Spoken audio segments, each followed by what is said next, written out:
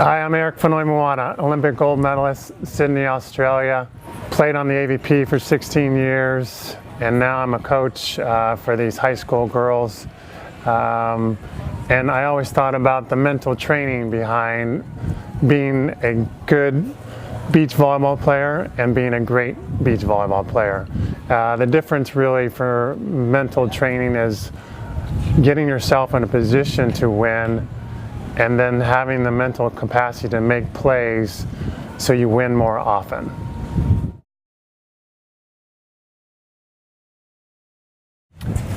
The first thing I'd like to talk to you about is about mental focus.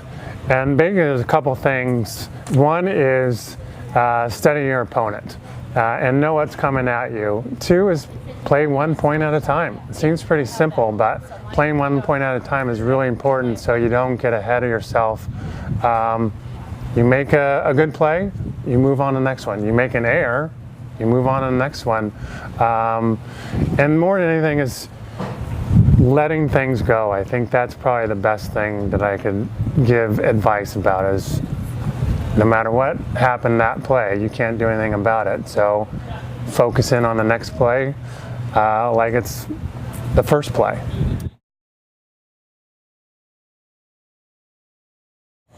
Well, there was one instance in the Olympics. It was a very tight match against Portugal. It was 10-all, and it lasted for about an hour. And I hit it out. I called a timeout, and the referee says, you know, basically took too long and gave us a red card, which there was no warning. There was just like a red card, hurry up, play. At that point, there's a couple of things you need to do. One, I was fuming, and Dane had the ability to kind of help me in that situation and calm me down and then take the aggressive approach toward the ref and back me off so I can gather my thoughts. You need help from other people too, whether it be your partner at the time, and then have the ability to calm down, because the sooner you can calm down, the better you can focus in on side and out. And that's a huge one. It's long rallies. How do I calm down so I can focus in on the next task, whether it be passing, setting, or serving, whatever it might be? You need to have a calm sense about what you're doing, a focused mindset, so you can play at such a high level.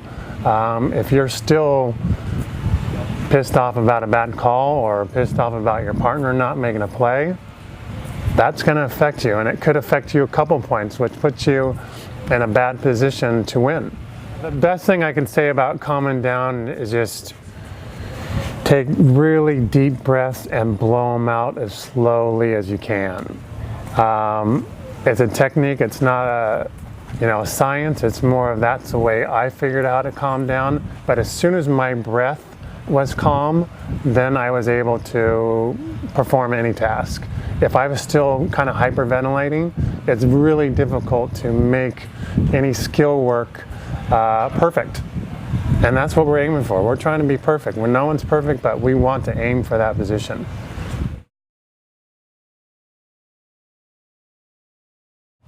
Next, I want to talk to you about being in the zone. I pretty much call it the flow zone, where everything that you're doing just seems to flow perfectly, and the results seem to be close to perfect as you possibly can be. And the best way I figured out how to do that, one is when I was playing, I wanted to be the most conditioned athlete. So I didn't have to worry about, gosh, I'm out of breath, I'm exhausted, I don't know if I can finish. That part of conditioning and the mental preparation was done. The other one is just being prepared.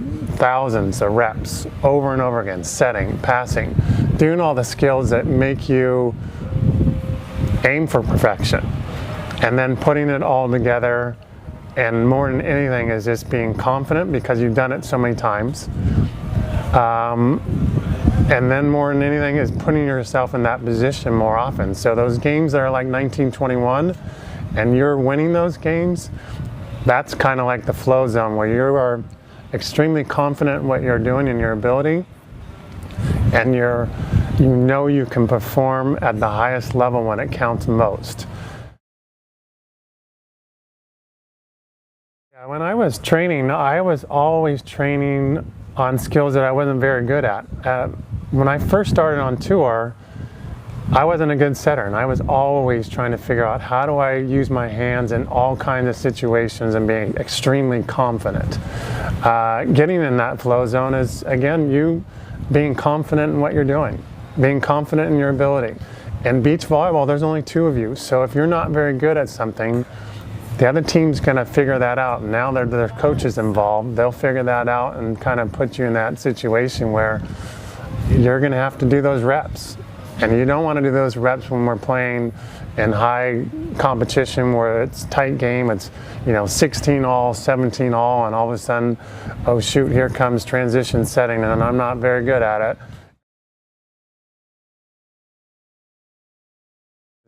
You win long rallies and you know your opponent is winded, you have got to make sure you keep the ball in play and then make them side out. If a player hasn't sided out in a while, you've got to make sure that you keep the ball on them until they side out.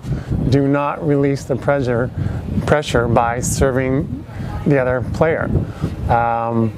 They're just little techniques that you've got to be observant.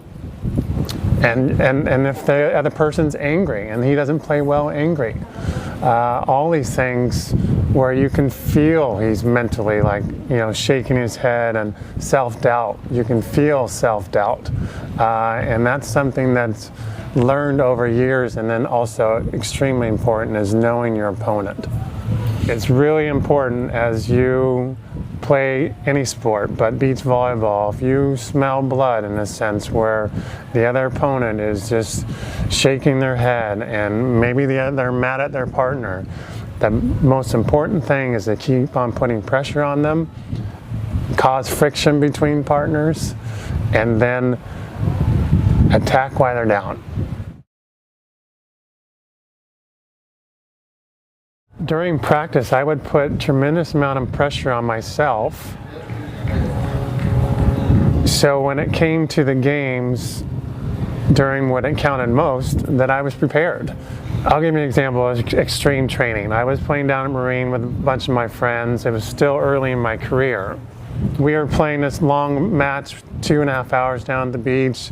It ended up being like 15-13 or 15-12. I ended up winning, and my friends were like, oh sweet, we got close to Eric. And I heard this and I'm like, oh, well, I went in my pants and I pulled out 5 pounds and I put it in there, and I pulled out another 5 pounds and I put it in there, and then I went and ran to the beach to the water and dove in, and they're like, he had 10 pounds on his legs while he was playing and we got close. It's those things that, why not try it? I mean, as long as I wasn't going to hurt myself while doing the training and it was secure in my legs, try it.